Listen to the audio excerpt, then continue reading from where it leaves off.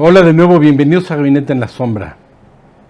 Bueno, pues para los que somos fans del fútbol americano, ayer nos llevamos una mega sorpresa porque Aaron Rodgers, que ya estaba en los Jets, se lastimó en la tercera jugada y va a estar fuera de toda la temporada. Y ha sido uno de los jugadores más caros en la historia, pobres Jets de Nueva York, que sin embargo ayer se impusieron ante los favoritos para ganar el Super Bowl, que es Buffalo. Pero ya en el orden de ideas políticas, ayer se cumplió un aniversario más del golpe de Estado en Chile, 50 años. Entonces, pues como siempre hay opiniones divididas acerca de esto, pero he escuchado a algunos personeros de la ultraderecha chilena y uno de ellos ha estado con nosotros por aquí. ¿Sabes a quién me refiero? Te estoy hablando a ti, te estoy hablando de lejos.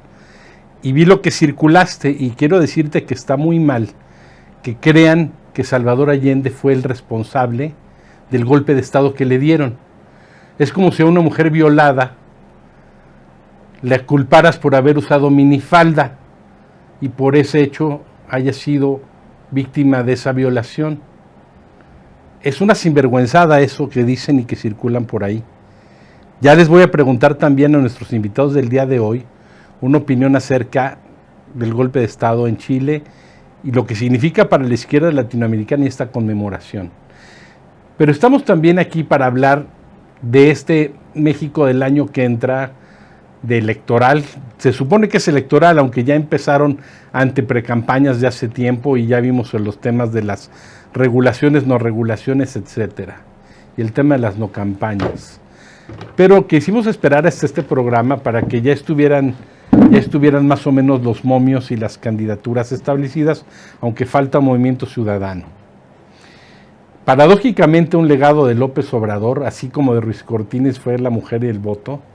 Paradójicamente, y no sé si con su voluntad o a pesar de ella, pues en su sexenio que le va a continuar a él, que le va a suceder, pues va a haber una mujer presidenta, o sí o sí.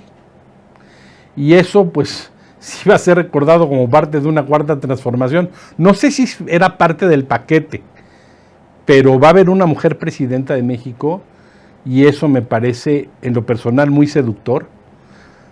No creo que eso vaya a resolver muchos problemas. Recordemos lo que pasó en Brasil con Dilma Rousseff, que se puso más dura con el tema del feminicidio y se acrecentaron las cifras, pero yo tengo la esperanza de que una mujer presidenta de la República sí vaya a poner la pauta para esta sensibilidad y comprensión más allá del tema de las cuestiones de género, sino realmente una mujer de Estado efectiva. Por cierto, vayan a ver la película de Golda, que es sobre los días de Golda Meir y la guerra del Yom Kippur. Preciosamente la película interpretada en su personaje de Golda por Helen Mirren. Bueno, pues yo quiero pedirle nos acompaña también hoy no solamente Enrique Andrade, ex consejero del INE, y José Buendía, editorialista de Excelsior, también nos acompaña Marisol Cervantes Salvatori, politóloga de la Universidad Iberoamericana y especialista en temas de impuestos, que ha estado en algunas campañas políticas también, para que nos den su opinión del tema mujer, qué perspectiva hay, las pataletas de Marcelo que recuerdan pues Marisol estaba muy pequeña, pero recuerdan las pataletas que hizo Manuel Camacho cuando nombraron a Colosio candidato del PRI a la presidencia. Pero quiero pedirle precisamente a Enrique que abra un poco el panorama y por favor, Enrique, comenta brevemente qué te parece la conmemoración del golpe de Estado en Chile. Bienvenidos. Gracias, muchas gracias Mario nuevamente por la invitación. Un gusto compartir los micrófonos con Pepe Buendía, que me da gusto saludarlo, y por supuesto también con Marisol, le damos la bienvenida, me da mucho gusto que esté con nosotros. Gracias. Bueno, mira, primero comentar que apenas el 7 de septiembre pasado, es decir, hace unos días, inició, de acuerdo a la ley, el proceso electoral federal 23-24.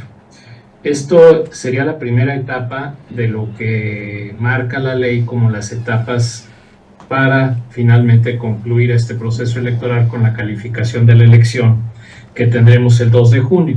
Es decir, hay una primera etapa de preparación de la elección, que es en la que nos encontramos ahorita.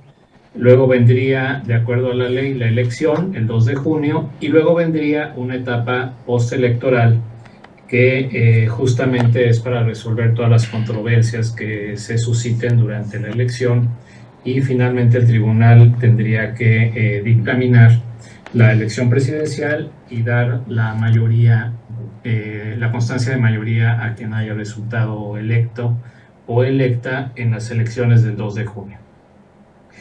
Tenemos paralelamente otros tiempos, ¿no? Ahora sí que como se tienen otros datos, aparentemente aquí se tienen también otros tiempos. Y entonces resulta que justo el día que inicia el proceso electoral, pues ya tenemos aparentemente dos candidatas a la presidencia de la República. Una, Claudia Sheinbaum, por la coalición que encabeza el partido en el gobierno, y Xóchitl Gálvez por la coalición de la oposición. Y no sabemos, porque todavía estamos en tiempo, desde luego, quiénes más van a estar en la boleta. Porque, digo, lo raro es que estén ellas. Lo normal hubiera sido que no estuviera nadie, ¿no? Por eso habría expectativa de saber quién más va a estar en la boleta. Aparentemente, pues como sabemos, ya hay 6 ciudadanos o ciudadanas que quieren ser candidatos independientes. Es un reto mayúsculo el que les espera. Justamente el INE determinó que fuera ese mismo día, el 7 de septiembre, el último día para manifestar su intención. Es decir, aparentemente ya no podremos tener candidatos o candidatas independientes más allá de los que ya manifestaron su intención. Y empezaría una lucha prácticamente de estas personas una vez que se determine que sí cumplen los primeros requisitos, que es tener una C, y bueno, que cumplen los requisitos constitucionales, para empezar a recabar el número de firmas que se necesitaría para llegar a ser candidata o candidatos independientes. Entonces, son muchas firmas, como sabemos, cerca de 920,000 firmas que se tendrán que reunir en un momento dado. ¿Y las van a revisar para que no sean chocolatas, Quique, esas firmas? Y además con los riesgos de que puedan ser chocolatas, que puedan meter firmas de muertos, en fin, ¿no? Como el año, como hace 6 años. Exactamente, el INE va a proporcionarles una app, y con esta app ellos tendrán que estar recabando las firmas correspondientes. No es nada fácil, y además tendría que ser distribuidas en 17 estados. Pues bueno, vamos a ver cómo les va. La ley no está considerada realmente para facilitarles la vida a estos candidatos independientes, y como decía, hace 6 años tuvimos 2, Margarita Zavala y el Bronco, y finalmente solamente quedó uno, que fue el Bronco. Margarita se bajó. Estás olvidando un tercero, Quique, que también no se le calificaron las firmas.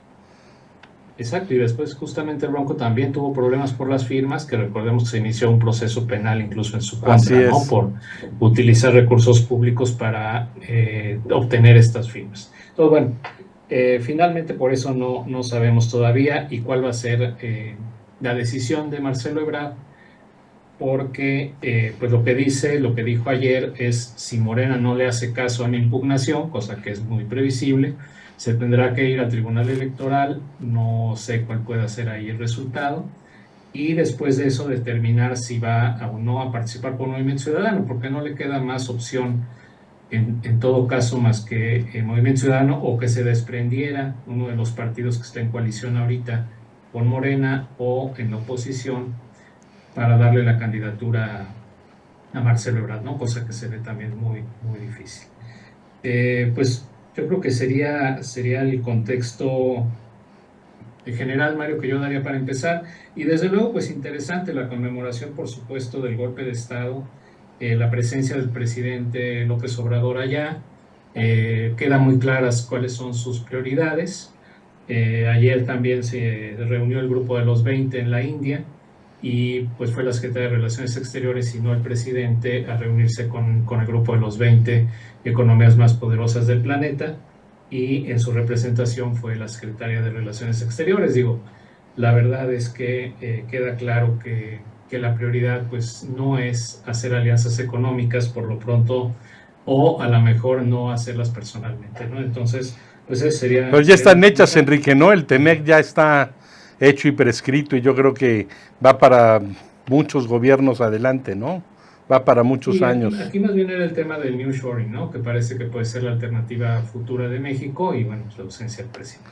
Hemos hecho programas, Kiki, ya en el nearshoring. China es la que más le invierte, paradójicamente, el nearshoring en México. Oye, Marisol y luego Pepe, quiero comentarles yo, aparte de lo que dijo Enrique, que pues a lo mejor Marcelo lo que quiere es apoderarse del partido de Dante. Yo creo que Dante está deshojando la margarita, porque si llega Marcelo y empieza con Alfaro a querer meter 20 o 25 diputados como una fuerza marcelista, mesista, eventualmente va a salir desplazado Dante. Pero ¿cómo ves de todos estos temas, Marisol, y tu opinión de la conmemoración del golpe de Estado en Chile? Y luego Pepe Buendía, por favor, bienvenida. Muchas gracias, Mario, otra vez por invitarme al programa y estoy muy agradecida también por compartir con ustedes este panel. Pues a mí me parece una oportunidad histórica, sobre todo porque por primera vez veo que está despertando la ciudadanía. El próximo año vamos a tener 3.528 procesos electorales de encargos de representación popular, lo cual, bueno, en promedio dará 4 o 5 candidatos que tendremos que elegir los mexicanos el próximo año. Y esto me parece muy importante, sobre todo por cómo se han configurado los procesos internos de los partidos. ¿A qué me refiero? Me ha llamado mucho la atención de la elección precisamente de la candidata del Frente Amplio, porque tradicionalmente 3 partidos que nunca se han podido poner de acuerdo, en algunas cosas sí, en algunas otras cosas no, pues hoy en día están estableciendo una candidata en común que puede gustarles o no gustarles a muchos. Sin embargo, pues aquí yo creo, y sin temor a equivocarme, que fue la ciudadanía quien decidió. Y esto me da mucho gusto porque además, bueno, tenemos ya 2 candidatas que, a pesar de que pueda haber otros candidatos que puedan quedar inscritos como independientes, incluso sin descartar a Marcelo, ya platicaremos de ese asunto posteriormente, pero tenemos el logro de 2 mujeres, y estas 2 mujeres van atrás con una ciudadanía que ha pugnado durante muchas décadas, sobre todo ciudadanía por parte de mujeres que han pugnado por estos espacios de poder. Parece inédito y parece increíble que precisamente a 70 años de que se le dio el voto, la oportunidad por primera vez del voto a la mujer, sea 70 años después cuando México puede tener la oportunidad de votar por una mujer, y yo también coincido en que la más alta probabilidad es de que tengamos una presidenta. Sin duda tendrá que representar muchísimos retos, no nada más como presidenta, sino también en su papel de género. ¿Cuáles son estos retos? Pues en primer lugar, demostrar que las mujeres ya no estamos hechas para obedecer a los hombres.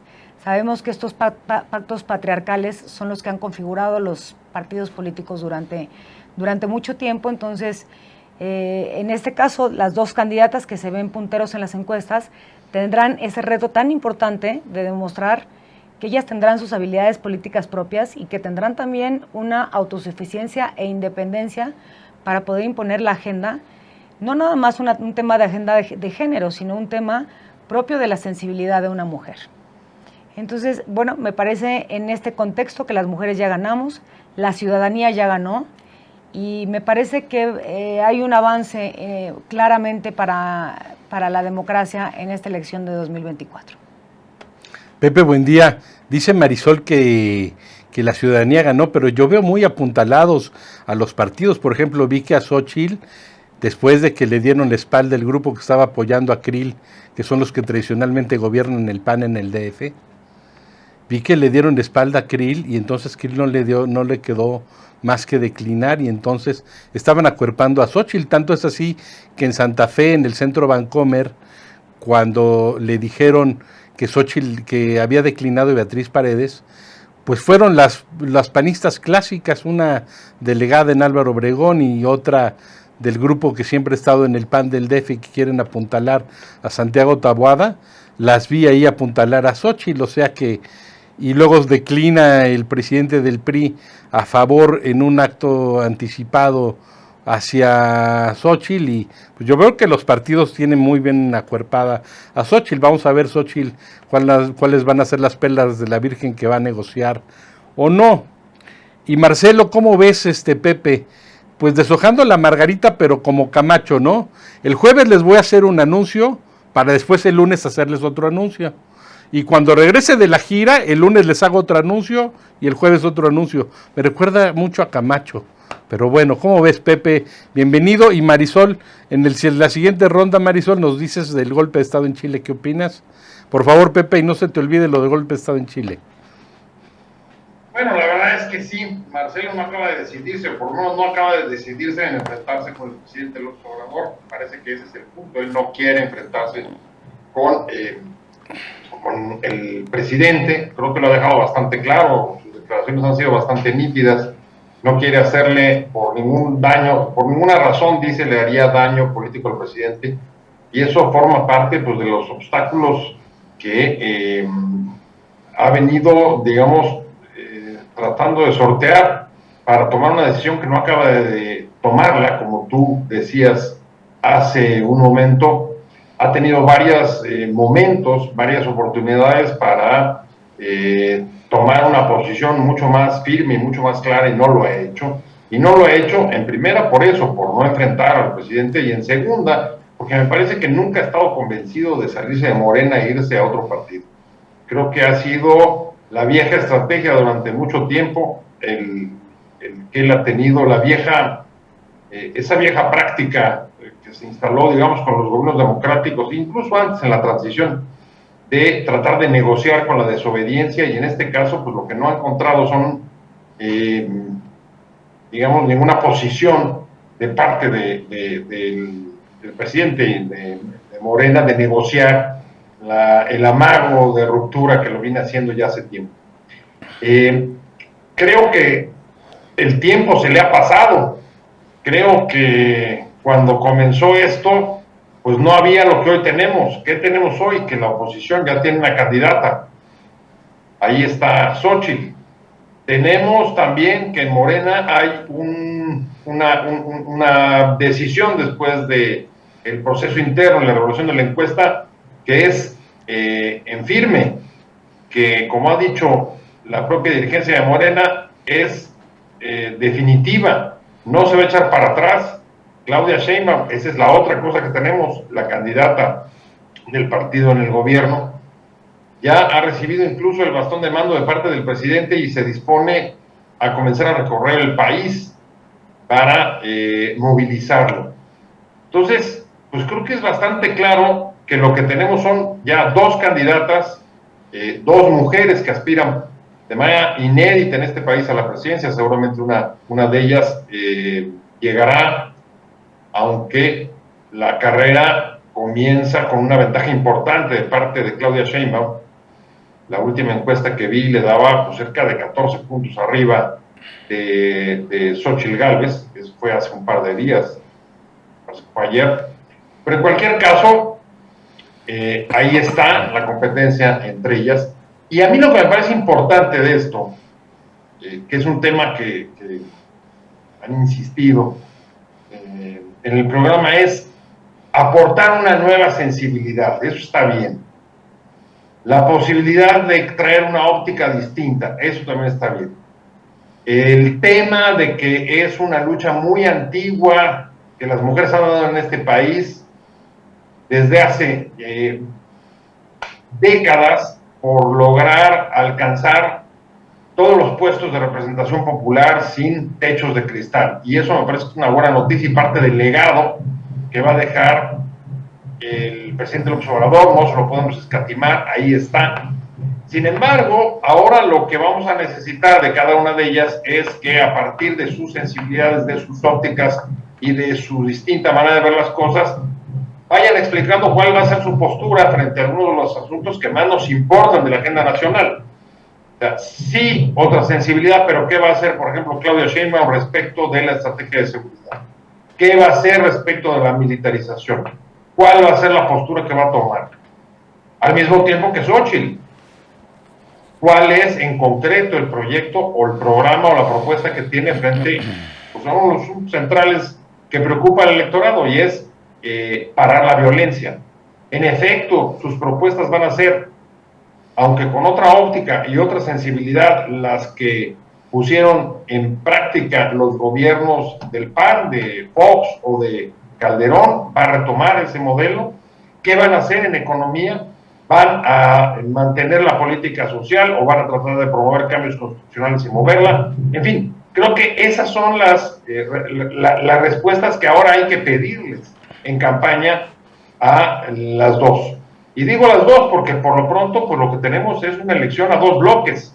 La idea de elección a tercios o de tres pues todavía no se concreta porque Movimiento Ciudadano es una cosa rara.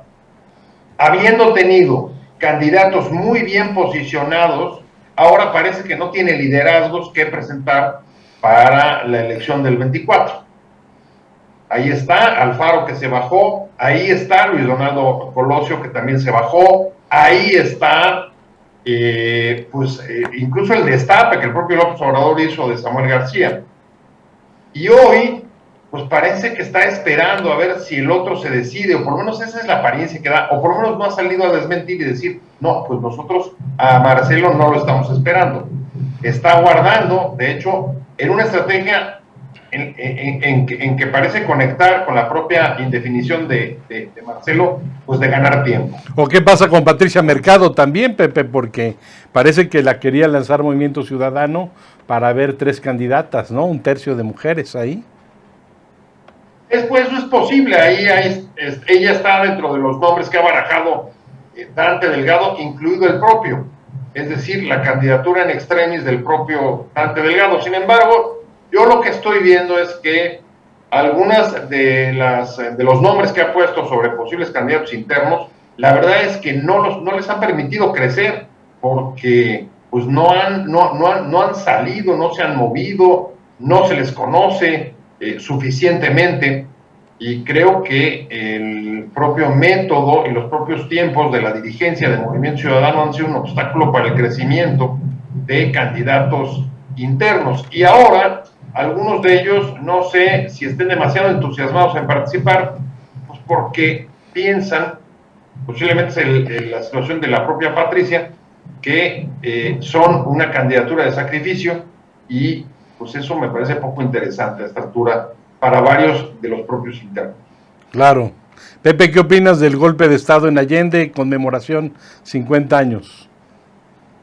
Bueno, a mí me parece sin duda pues que el golpe de Estado fue un hito en el desarrollo democrático de América Latina, evidentemente por las enseñanzas que dejó, de las dificultades de una democracia que se aparta de los dictados en ese momento de Estados Unidos y enfrenta a una alianza con los grupos internos que se oponían al gobierno de Salvador Allende. Sufrió pues un golpe de Estado dirigido desde fuera, y eso me parece que ha marcado mucho el desarrollo y la lucha política de los partidos de izquierda en América Latina. El haber aprendido la importancia de construir propuestas en los que no se debilitaran internamente, o evitar debilitarse para abrir flancos a la intervención extranjera. Y entiendo lo que comentaba Enrique, que el presidente haya asistido a Chile y no al G20. Pero me parece que es parte de ese mismo mensaje, Enrique. Recordemos que si hay alguien que ha estado preocupado por la intervención de Estados Unidos, por las amenazas de golpe de Estado que en varios momentos ha mencionado, ha sido el propio López Obrador. Es parte, digamos, de sus redes de autodefensa, y como alguien que conoce bien el arte de los símbolos y señales, alinearse sobre una experiencia histórica que en este caso sirve para enviar justo hacia afuera. Bueno, nos vamos a ir ahorita a la primera pausa y regresando le vamos a pedir a Marisol que nos diga su opinión acerca del golpe de Estado y esta conmemoración acerca de este golpe a Salvador Allende, y vamos a ir platicando con ellos tres acerca de el fascinante mundo de la política, las elecciones y el año que entra en México. No se vayan. WowMX.tv. Hola, ¿qué tal? Yo soy Karime Badín. Yo soy Ludwig Tapia y esto es Suena el Fonógrafo. Pero no se olviden de seguir la transmisión en nuestro sitio oficial de WowMX.tv. En este sitio increíble y por supuesto siempre vinculando la música con tus artistas favoritos y llevándolo hasta tu hogar. Y qué mejor lugar que aquí, en Sueñorama de Plaza Central. Así Estamos aquí para todos ustedes y como estamos trabajando, vamos a mostrarles hoy un pequeño streaming. Blanca, rompiendo el silencio, es de lo más honesto que yo ahora puedo escuchar. Por favor.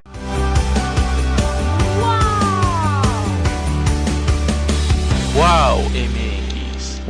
Son aprendizajes bien dicho. Sin embargo, en la quinta dimensión, en estos tiempos de ascensión planetaria, que vuelvo a repetir, es la oportunidad de aprender desde el amor, ya no desde el dolor. Encontrar esas ganas, esa motivación que te lleva a realmente a escuchar tu voz interior. Y para ello, mi querida Esther, ¿qué tenemos aquí? Vamos a hacer una sanación en grupo. ¿Qué les parece? Vamos. Visualízate, querido y querida, donde te encuentras, sentada en esa silla. Es un coach visual. ¿Y por qué te interesa a ti el que tú tengas este conocimiento? Querida Ainhoa, buenísima tu cápsula, la verdad, con mucho contenido y sobre todo con mucha información que puede ayudar a todos nuestros amigos y amigas. Eventos muy importantes que creo que los que participamos nos sentimos muy complacidos de que así haya sido. Uno de ellos fue en noviembre del año pasado y fue justamente por lo del INE no se toca. Y luego se repite este fenómeno de que congrega a la sociedad civil y estuvimos en el mes de febrero para que defender a la Suprema Corte. Imagínense con esta embestida que ha hecho en contra de los poderes de la Unión. La posición de la sociedad civil. Y es esta sociedad civil que le empieza a dar forma a un grupo de organismos, de organizaciones. Se crea también el Foro Internacional, el Foro Social, en el marco justamente en el que se da el Foro Económico Mundial. Empieza a tener fuerza y empieza a notarse en el mundo que el peso de la sociedad civil cuando se organiza, cuando no tiene el movimiento como líder o un liderazgo provocado por un partido político. Le voy a pedir luego a producción o a la cabina que nos digan cómo grabar los cortes, porque se ponen buenos.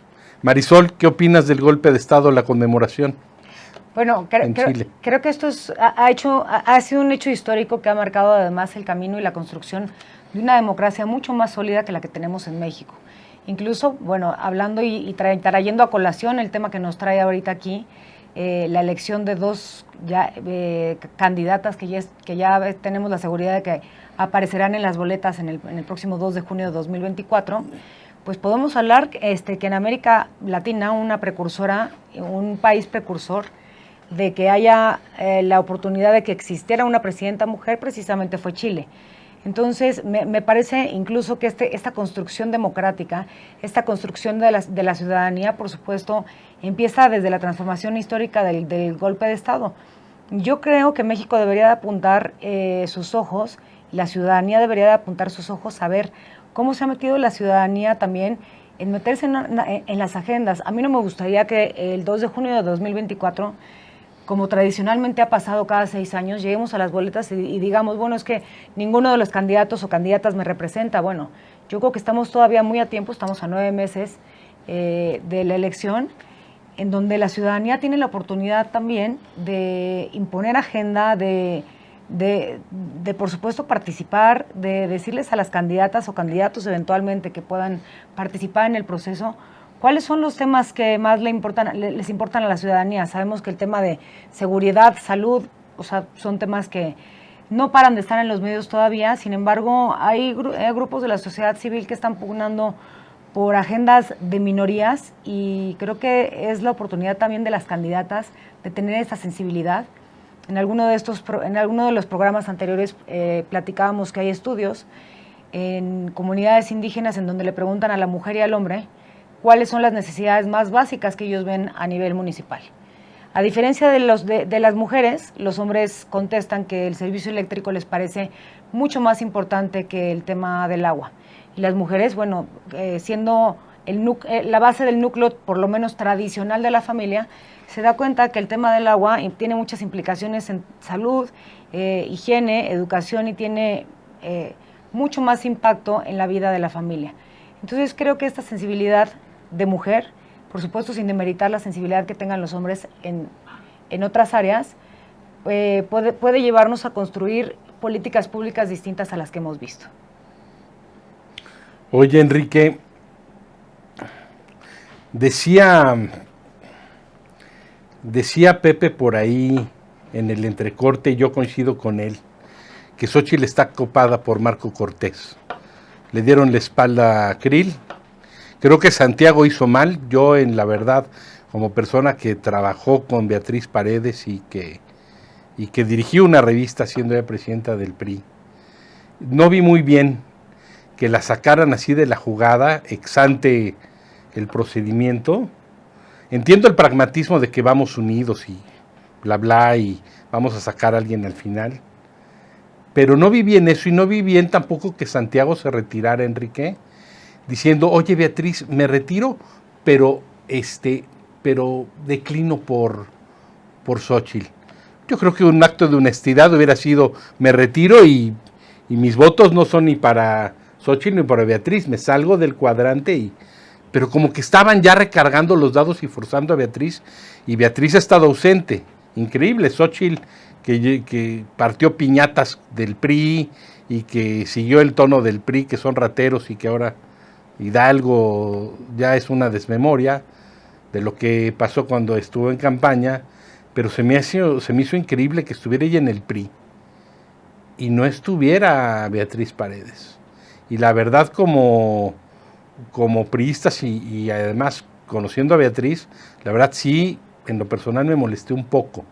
No me refiero al tacto de Xóchitl. Xóchitl sí procuró siempre Beatriz, pero no son así las cosas. Y se me hizo un poco de bisoñez política de Xóchitl. ¿Cómo ves, Quique? Bueno, en parte coincido, Mario. Yo creo que los dos procesos internos que comentaba también Marisol, de las dos coaliciones, finalmente no fueron impecables. Creo que ambos están marcados por distintos niveles de manchas. Uno de ellos, por supuesto, el del frente, el no haber llegado a la elección, ¿no? Justamente, que creo que era pues donde podía participar de alguna forma la ciudadanía, más allá de los partidos políticos. Yo te voy a ser honesto, yo traté de registrarme, incluso no para votar, sino simplemente para ver el mecanismo, y desde mi punto de vista era un mecanismo difícil. No era una forma tan fácil el registrarte para votar en el frente, justo por el miedo de que se metiera Morena, los chairos, en fin, a votar en ese procedimiento, que creo que fue una de las razones por las que finalmente no llegan al día de la elección, cosa que si hubiera estado regulado, ya sea por el INE o el propio partido comprometerse a respetar ciertas reglas, y no se hubieran respetado, como fue el caso, se hubiera podido impugnar y el proceso probablemente pudiera estar afectado de cierta nulidad. Como no fue un proceso de precampaña, sino un proceso interno partidista o internos partidistas, pues no se puede hacer estas impugnaciones. Entonces, finalmente, estas cuestiones que cometieron en contra de lo que ellos mismos habían acordado, pues quedan impunes, y como dices, pues queda la sensación de que algo distinto hubiera pasado si hubiera llegado a la elección. Yo no creo que hubiera ganado Beatriz, yo también la conozco y la conocemos, en fin. Creo que ya no es su momento, honestamente, pero sí les había generado cierto ruido. Y creo que el miedo, más que nada, desde mi punto de vista, fue por parte de Alito, de si Beatriz hubiera tenido muchos votos, no para ganar, sino simplemente muchos votos, digamos, a lo mejor cerca del 1,000,000 de votos, esto le hubiera podido hacer competir por la presidencia del PRI. Entonces creo que más bien había dos miedos. Uno, que se metiera Morena en la elección, cosa que pudo haber pasado, y la otra, que iba a debilitar a Alito la presencia de Beatriz, diciendo, a ver, pues yo tuve 1,000,000 de votos, ¿no? O tuve cierta cantidad cercana al 1,000,000, como para aspirar realmente a la presidencia del PRI y para aspirar a manejar el partido durante el proceso electoral. Entonces, creo que por ahí pudiera estar la explicación. Creo que coincido contigo. Perdón, y por el otro lado, bueno, pues qué decirlo, ¿no? Hay un partido, un proceso fracturado, nos guste o no, Marcelo será Manuel Camacho o será Cuauhtémoc Cárdenas, pero finalmente es un rompimiento interno y una fractura en Morena y en la coalición. Yo vi la impugnación de Marcelo, que presenta en la Comisión de Honestidad y Justicia de Morena, y bueno, no es cualquier ocurrencia. Sí tiene pruebas, aparentemente, digo, ya lo tendrá que decidir la comisión y en su momento probablemente el tribunal, de uso de recursos públicos a favor de Claudia Sheinbaum. O sea, él señala a funcionarios de la Secretaría de Bienestar que estuvieron coaccionando el voto en las encuestas, amenazando, etcétera, entregaron despensas. Entonces, mira, cierto o no, creo que lo que va a hacer Marcelo pues es manchar el procedimiento de Morena, es decir, pues cuál partido nuevo, dónde está la democracia, están peor que el PRI en su momento, etcétera, y en la gente algo quedará, ¿no? Ahora, la presencia de los diputados marcelistas, que no son pocos, tampoco es una cosa como para despreciarlo así nada más, de que pues está haciendo un berrinchote y tendrá que ir a llorar a un rincón, ¿no? Yo creo que no, yo creo que de alguna forma él sabía que iba a perder. Digo, no creo que si todos los mexicanos que estamos metidos en el tema sabíamos que iba a perder, yo no creo que él supiera que iba a ganar, ¿no? Pues se me haría muy ingenuo, cosa que no creo que sea el caso de Marcelo. Yo creo que él sabía que iba a perder y esto ya lo tenía estudiado, y va a llegar un momento en que desde luego yo creo que va a romper con el presidente, o el presidente va a romper con él, cosa que es más fácil. Entonces no lo dejaría así nada más como que es un berrinche que le va a pasar, etcétera. En efecto, creo que no tiene nada que perder, pero puede tener algo que ganar, ¿no? Entonces, por lo menos afectar a Morena, a su discurso, a esto de que somos diferentes, etcétera, pues eso ya también lo está logrando. Entonces, bueno, creo que ambos procesos tendrán que hacer su operación cicatriz. Creo honestamente que el partido, que Morena tiene más que hacerlo, que no resultó esto de que le habían ofrecido la coordinación del Senado al segundo lugar, cosa que aparentemente pues ya no aceptó Marcelo. No sé si se la vayan a ofrecer al tercer lugar o al cuarto, pero bueno, finalmente esta operación cicatriz que tendrá que hacer en su momento el presidente pues no se ve fácil. Y en el lado del frente, pues como quiera que sea, sí coincido que los partidos han tenido más presencia al lado de Xóchitl que la ciudadanía, pero bueno, pues habrá el momento en que la ciudadanía también se vaya a sumar. Creo que es una candidata que no necesariamente se identifica con el PAN nada más, sino que también pudiera identificarse con la ciudadanía, ¿no? Entonces, pues eso ya lo estaremos viendo en su momento. Y algo que decía Marisol se me hace muy importante, siendo que casi es seguro que una mujer va a ser la próxima presidenta de México, creo que vamos a tener muchos casos de violencia política de género a ese nivel de la elección presidencial. Sí. Y va a haber mucho el que, bueno, quién está atrás, cuál es el hombre que la apoya, en fin, porque así estamos acostumbrados a pensar justo en este modelo patriarcal de que no consideramos a veces que la mujer tenga valor por ella misma. Gracias. Pepe, el bastón de mando me recordó aquella que comentaba alguna vez Octavio Paz, que decía que se había creado el Museo de Antropología en la Ciudad de México con esa fuerza, esa magnitud, ese esplendor, para decir aquí está el centro del poder político, histórico y antropológico de México. En la Ciudad de México, como en los tiempos de los mexicas, es que está sentado ese poder. Y que el presidente quiera revivir el bastón de mando como símbolo, se me hace muy interesante, en cuanto que evidentemente eso no está regulado, no está en la ley, pero es un símbolo importante. Y yo creo que en una esfera muy tecnoburocratizada durante muchas décadas, Pepe, y también se los comparto a Marisol y Enrique, como que esas cosas se habían desdeñado, dejado a un lado, siendo que son tan importantes los símbolos. Y transversalizando con Hidalgo, por cierto. Ese bastón se hizo en Hidalgo, de donde es una de las candidatas de Izmiquilpan, que es Xóchitl. O sea, es decir, este juego de que indígenas, los huipiles, también Claudia, hablan ya del concurso de huipiles, ¿no? De que ya va a ser una moda. Eso me parece muy interesante porque ya están haciendo uso de esos símbolos, Pepe. Y también un poco lo que dijo Enrique, pues yo creo que los partidos deben depurar sus procesos para que si una Beatriz Paredes o un Marcelo Ebrard Casaubon son marginados o no ganan, pues que haya mecanismos de inclusión, de mayor transparencia, porque mientras esto siga así, pues, están condenados a un rupturismo ad perpetuam, y ya no llevamos 10 años ni 20 ni de eso, llevamos, digo, desde Almazán, ¿no? En la época de Cárdenas y Ávila Camacho, es decir, y Enríquez Guzmán después con Ruiz Cortines. Ya llevamos un rato en esto, y yo creo que sí los partidos deben depurarlo un poco también. ¿Cómo ves, Pepe? No, bueno, sin duda, digo, las rupturas pues son comunes, pues no solamente aquí, sino en buena parte del mundo, de las cúpulas, buena parte de los cambios políticos en este país pues se han dado por decisiones de las cúpulas, y ahí están los casos que ya hemos hablado de Manuel Camacho ahora, de Marcelo Ebrard. Yo coincido con lo que decía Enrique hace un momento. En efecto, en el caso de la ruptura de Ebrard, pues lo que pretende es manchar el proceso de Morena, mostrar que son las mismas viejas prácticas de siempre, que no son muy distintos a cómo actuaba el PRI, etcétera. Y creo que en buena medida pues no es un asunto menor, y sí deja esa percepción respecto al proceso interno de Morena. Lo que es más difícil de entender es para qué, porque esto él lo sabía y él aceptó las reglas del juego desde un principio.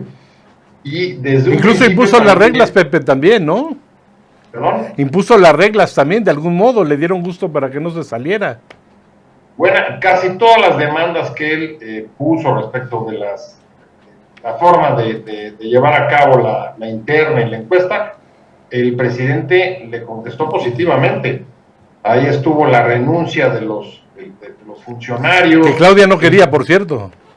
Exacto, que la pregunta valiera 75% solamente una, en fin, varias cosas más.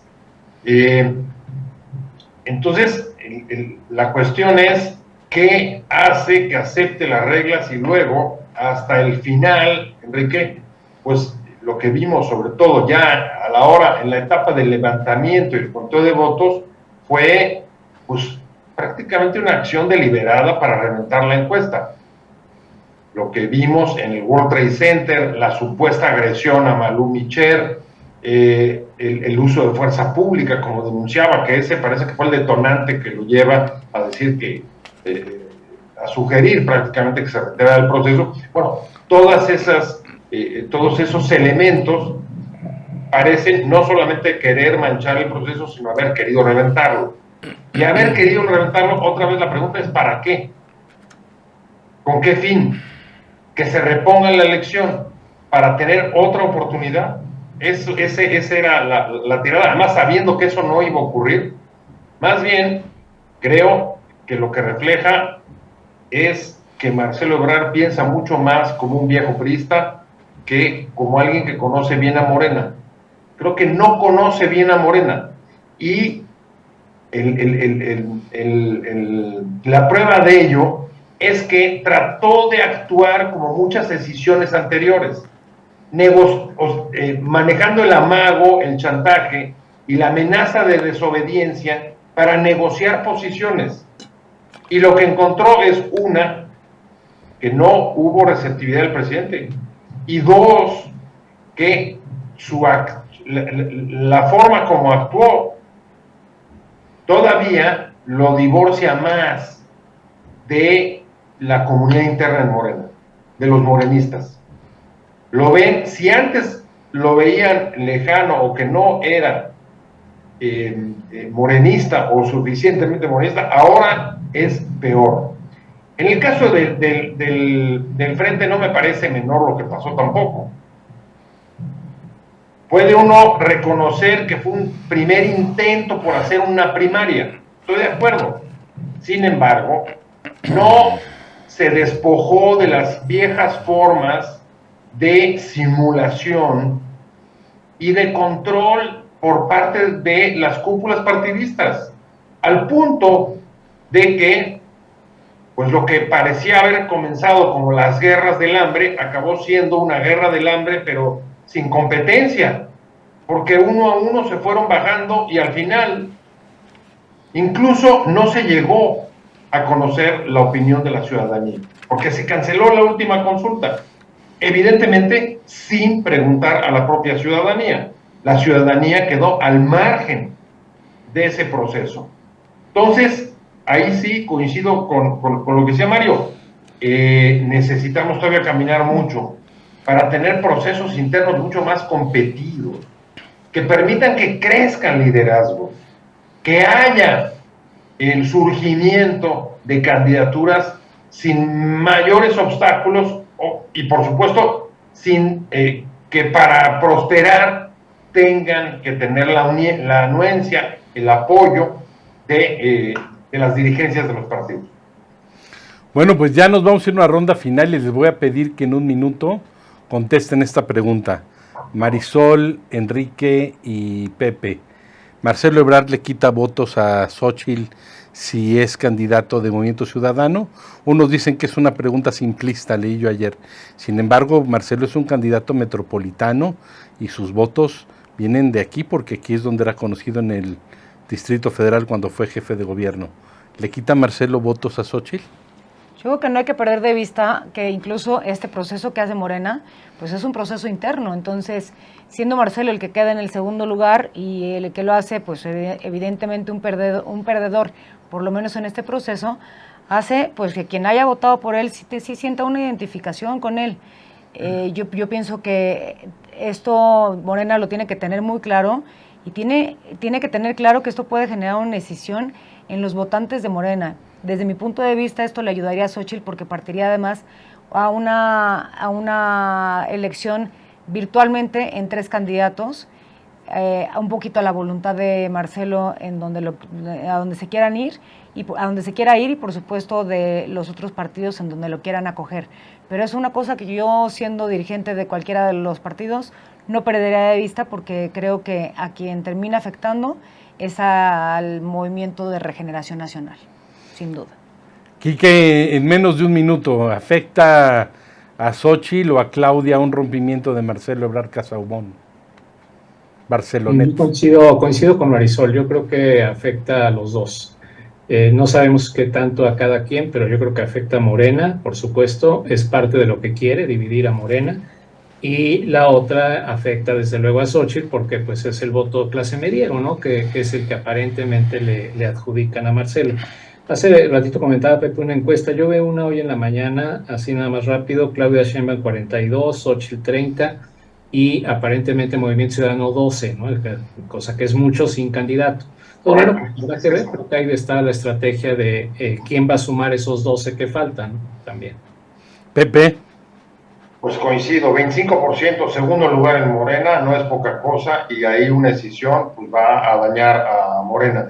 Sin embargo, hay que tener en cuenta una cosa importante. Los datos de Morena, los datos internos de Morena, indican que el voto duro del partido es superior al 50%, mientras que ni siquiera su candidata vencedora alcanza eso. Está pues más o menos en eso, 43, 44. Es decir, dentro del mismo voto de Morena hay una franja importante de indecisos, de decepcionados, que es donde creo que debe de poner atención Claudia Sheinbaum y que puede ser quizá el flanco más difícil de cubrir y ahí sí incidiría, me parece, pues que la salida de Marcelo, ¿no? ¿Por qué? Porque seguramente entre esos indecisos estaban parte de los que ahora, perdón, de los que apoyaron a Marcelo, aunque no veo tampoco la salida en automático de los votos que puedan trasladarlo a otra opción. Habrá que ver cómo se desarrollan las encuestas. Bueno, pues yo quiero agradecerles muchísimo a Marisol Cervantes Salvatori, a José Buendía Hegevich y Enrique Andrade, porque estuvieron muy atinados, muy precisos, y en lo posible estuvieron equilibradas y equilibrados. Y yo también, si es que ellos me ayudaron también a equilibrarme. Les deseo lo mejor, que tengan muy buena suerte. Buenas tardes y a la próxima. Buenas tardes y buena suerte.